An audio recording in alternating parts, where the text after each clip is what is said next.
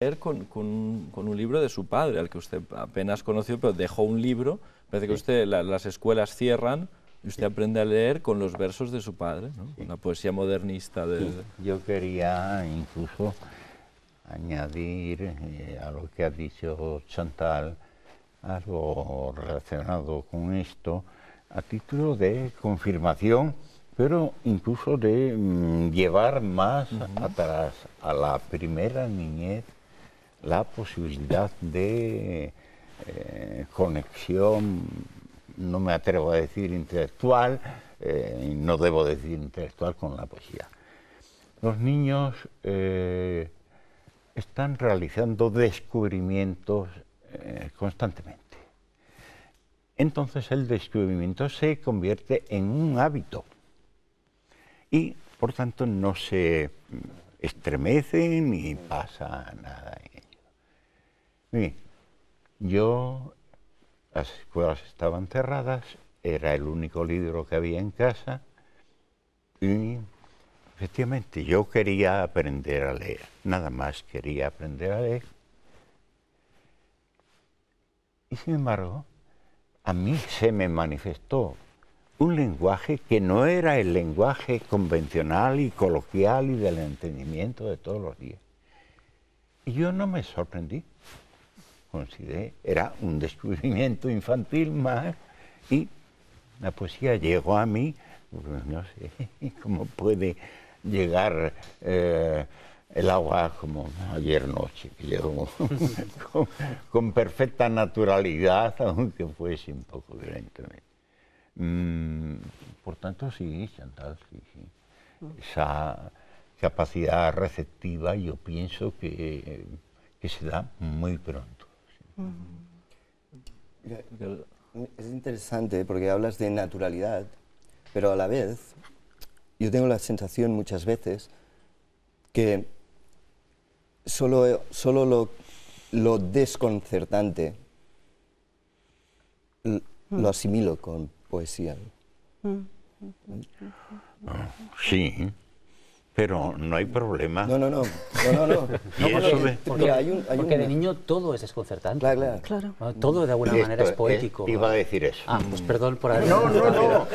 No. Bien, Está muy bien dicho, porque además yo me he sentido refrendado, ¿no? Sí. Todo es desconcierto, que entre lo natural de la infancia no y es desconcertante.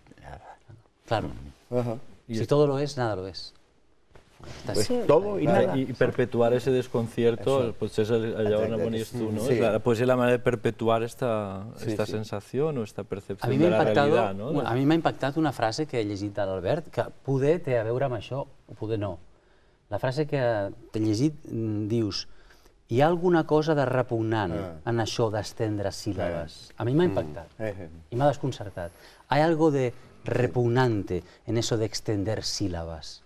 I m'agradaria que la glossessis, si es pot, si no passem a un altre tema. O sigui, a part de desconcertar, no? Però vols explicar? Que da miedo, incluso, no? Sí, no, hi ha la idea aquesta de qui sóc jo, no? Què has de dir? O sigui, què t'has cregut, una mica? Quin sé jo per a dir? Sí, exacte. És això. És això, no? I el desconcert, que parlàvem ara de desconcert, quan t'arriba tinguis els nassos o la gosadia de poder-los dir o d'atrevir-te a dir-los, té un punt de pornogràfic, no? En el meu cas, penso llavors, l'únic que pots fer és... D'angoixa, a l'estil Cioran, per dir una cosa que era amb el cap. Sí, l'únic que pots fer és això, nedar i guardar la roba. Fas i dius, mira, no ho sé. Faré. Sí, exacte, o intentaré, ¿no? Ho tornaré a intentar. Gracias. No sé si estamos yendo más hacia la filosofía que a la poesía, a lo mejor es que la presencia de dos filósofos también se combina, pero yo quería... Nos está llevando de la poesía a la filosofía, pero esta conciencia de que el lenguaje tiene unos límites que ni siquiera a través de la poesía pueden superar. Es decir, que están ustedes condenados a no decir lo que quieren y a ser incapaces de transmitir a lo mejor la experiencia profunda del poema, porque el lenguaje no les limita. Yo creo que ahí habría que aclarar muchas cosas que no son tan extrañas, tan misteriosas como parecen, ¿no? Filosofía, poesía, siempre me están preguntando. Y,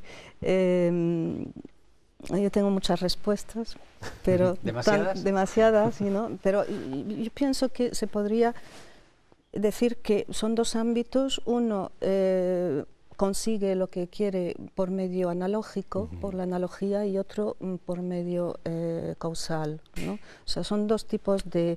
O sea, cuando te dicen es que no hay pensamiento en la poesía, vamos a ver, paremos un poco. ¿Qué es pensamiento? O sea, ¿qué me estás diciendo? Porque si definimos las cosas nos entendemos mejor, ¿no?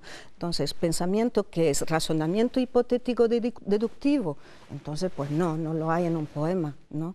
Razonamiento analógico. Bueno, o quitemos eso de razonamiento. Discurso analógico, pues sí, es decir, si combinamos, si la comprensión se da a través de metáfora, a través de un cómo, si, esto, lo otro, hay el desconcierto también, porque la metáfora desconcierta. La metáfora es una unión injustificada de dos campos, ¿no? Por medio de un elemento. Sí. Yo creo que eso también se puede aclarar, no es tan misterioso como parece, analíticamente se puede decir lo que pasa ahí, ¿no? Cuáles son los iceberg que hay debajo de las puntas, entre las cuales no vemos conexión, se puede hacer perfectamente, ¿no? Pero también ver que efectivamente hay dos campos conocitivos, al fin y al cabo, porque cuando uno descubre hay un conocimiento, y uno es por medios analógicos, sobre todo, entre otras cosas, porque la retórica tiene más figuras que esa, pero sobre todo eso. ¿Qué poema no tiene una metáfora? ¿No? Yo precisamente arremeto contra ellas a ver si yo sé algunos de Santana que no tienen, y yo lo intento, yo lo intento, pero es difícil quitarlas. Es un forcejeo continuo. Sí, y entonces quedarse en el puro filo, en el puro límite entre lo que es un razonamiento discursivo, causal, es decir, de esto parto, de esta premisa y concluyo por esta y estas razones, concluyo aquello. Eso sí es filosofía, quedarse en el límite entre lo que no es ese razonamiento hipotético deductivo, pero que tampoco es la simple yuxtaposición de imágenes, ¿no? A ver si por ahí encontramos una cuña, ¿no?, que desconcierte mejor. Sí. Es que me parece que va indestriable. ¿Qué es indestriable? O sea, yo no entiendo el razonamiento sin imaginación. Es verdad. Claro. Hablando a veces, bueno, con Josep Cobo, que es un teólogo, y hablando con él, siempre llegamos un poco a la conclusión de que el poeta quiere ser un filósofo y el filósofo quiere ser un poeta. Algo de eso hay. Sí. Todo esto dicho por un teólogo. Sí, el Josep Cobo. ¿Qué es un filósofo? Exacto. Si me permitís, es que realmente esta es una zona que me apasiona. Bueno, no me voy a extender mucho, pero está usted en su casa. Empiezo por recordar. Elio nos dice que poesía es la aprehensión sensible, subrayo, sensible y directa del conocimiento. Sensible. ¿Qué quiere decir con esto? Quiere decir que no es reflexiva, que no es analítica, por eso estoy en un terreno de coincidencia contigo. Entonces, ¿qué especie de pensamiento es el que genera la poesía? Si no es la reflexión, si no es el análisis, si no tiene que ver con la investigación ni con el discurso expositivo previamente premeditado, dígase. Hay una cosa muy peligrosa de decir, porque es un indemostrable, pero que yo estoy sumido en ella. Bien sabéis que andan zonificando nuestro cerebro, que tenemos polígonos para crear una melodía, otros para tomar decisiones súbitas. Yo digo que La poesía se genera por una actividad intelectual, no sé si está poligonizada, que origina un pensamiento rítmico. Al decir rítmico, estoy recayendo ya en lo sensible. Y incluso pues acudo, me agarro fuerte a otra autoridad para refrendar un poco esto. Juan de Yepes o Juan de la Cruz, como queráis, haciendo como que hablaba solamente de la experiencia mística, pero no era cierto. Decía que se trataba de uno saber, sabiendo. No entender, no entendido, etc. Quiere decir, no reflexión, no deducción, no, pero sí germinación de un componente intelectual que se activa y que nos lleva a un conocimiento. Aquí volveríamos a Eliot y cerramos. Qué misterio. Si me permeteu, vamos a salir un momento del plató y vamos a ir a conocer a dos poetas que han estado estos días aquí, están estos días aquí en Barcelona, que son en Tomàs Šalamun i en Sergi Jadan, un poeta eslové i un poeta ucraïnès que han estat presents. Sempre que he dit bé els noms, Martí, tu que no he de buscar la xuleta. Doncs són aquests dos poetes, un eslové i un ucraïnès, que són aquests dies presents aquí, l'hem volgut conèixer i ho fem demà d'un reportatge de Marina Espasa i Enric Juste.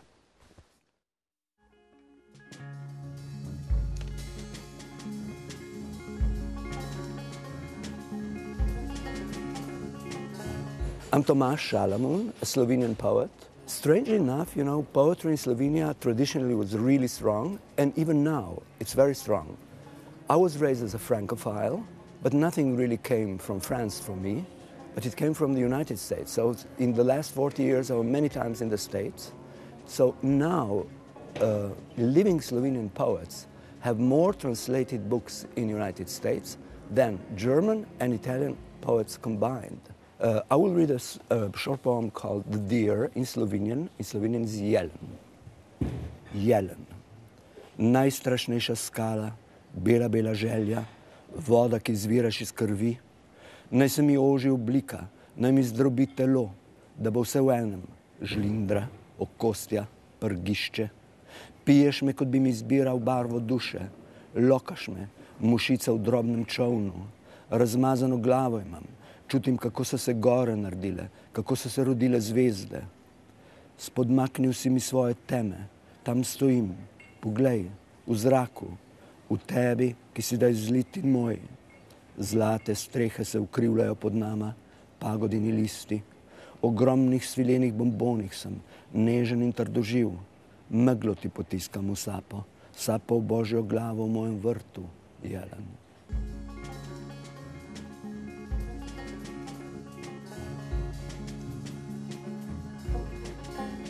Мене звати Сергій Жадан, я поет і прозаїк з України. Але я ніби завжди з великим задоволенням виступаю. От у нас є проєкт із такою групою «Собаки в космосі», де я читаю вірші під музику. Ну, значить, цей вірш, він не зовсім про гриби. Гриби там виступають певною метафорою ірраціональності. Там йдеться скоріше про Донбас, про цей постіндустріальний світ України, про спроби зв'язати минуле з майбутнім. І гриби тут, власне, це метафора організму, який не має коріння. Ну, а з іншого боку, тут йдеться просто про наркотичні властивості грибів. Одним словом, забились просто на грибних плантаціях. Там ми їх і повалили. І коли вони падали на теплі серця грибів, ми думали, все, що ти робиш своїми руками, працює на тебе. Все, що ти пропускаєш крізь власне сумління, б'ється у ритм з твоїм серцебиттям. Ми залишились на цій землі, аби нашим дітям недалеко було ходити на наші могили. Це наш острів свободи, розширена свідомість сільського господарства, пеніцилін і Калашников – два символи боротьби. Кастро Донбасу веде партизанів крізь туманні грибні плантації до Азовського моря. Знаєш, сказав він мені, вночі, коли всі засинають, і чорні ґрунти смоктують себе в туман, я навіть вісні відчуваю, як земля рухається навколо сонця. Я слухаю, як вони ростуть. Гриби Донбасу, нечутні химери ночі, виходячи з порожнечі, виростаючи з кам'яного вугілля, доки серця стоять, ніби ліфти в нічних будинках. Гриби Донбасу ростуть, не даючи померти від туги усім зневіреним і пропащим. Тому що, чувак, доки ми разом, то є кому переривати цю землю, знаходячи в її чорних нутрощах. Чорний колір смерті, чорний колір життя. Gracias.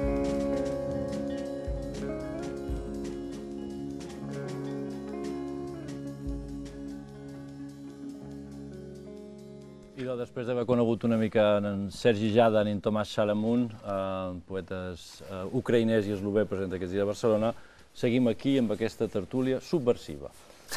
Xavier Antich, volies fer una observació justament sobre aquesta conclusió eliotiana d'Antonio Gamoneda. No, justo a raíz de lo que ha planteado, a mí me fascina siempre cuando el poema habla de la poesía y por tanto un poco de lo que en el poema piensa de aquello que es, y justo con lo que decía Antonio Gamoneda en un verso 2 de Arden las pérdidas, dice: queda un placer, ardemos en palabras incomprensibles.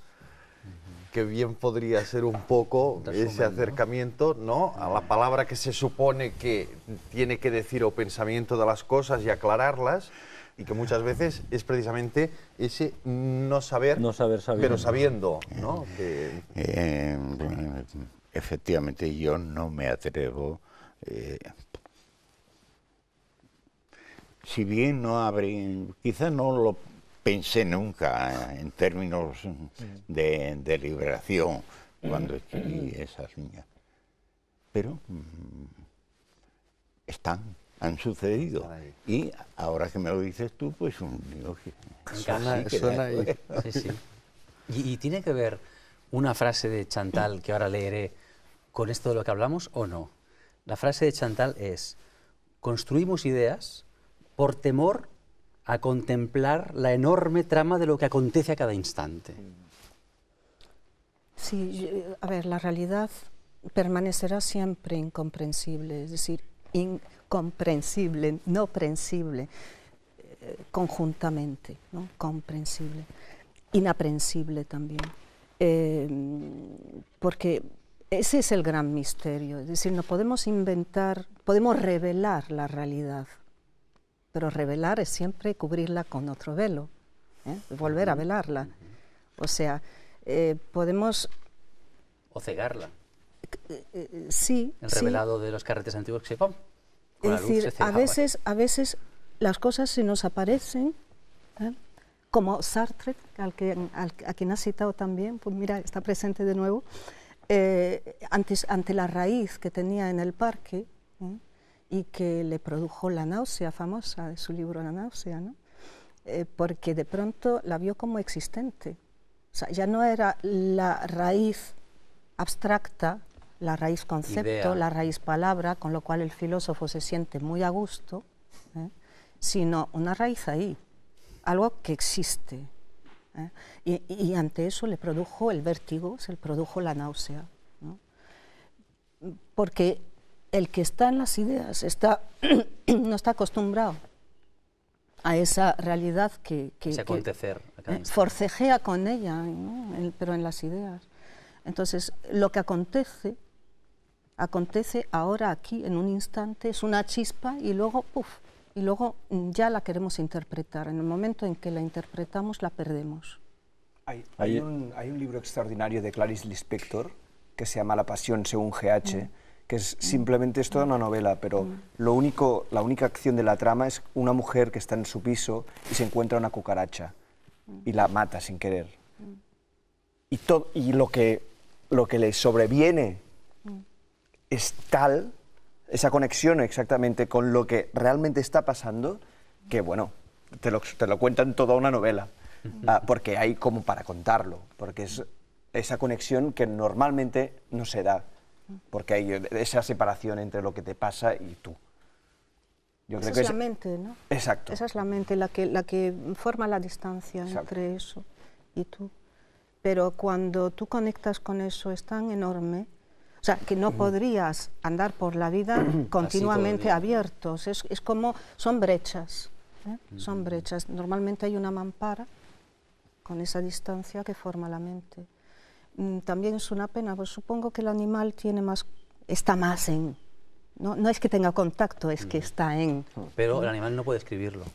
Es decir, que para escribir necesitas la distancia. Pero ¿para qué necesitas escribir? Eso ya es otra cosa. Es decir, mi animal dentro de mí no necesita escribir nada. Lo que necesita escribir dentro de mí es precisamente esa mente que además me sobra, y que es mi enfermedad. Nuestra enfermedad. Yo me siento enferma, es como una especie de alien. Es nuestra aberración. Era Rousseau, ¿no? Que decía que el hombre es un animal depravado porque piensa. Un poco nos ponemos en el devenir zoológico.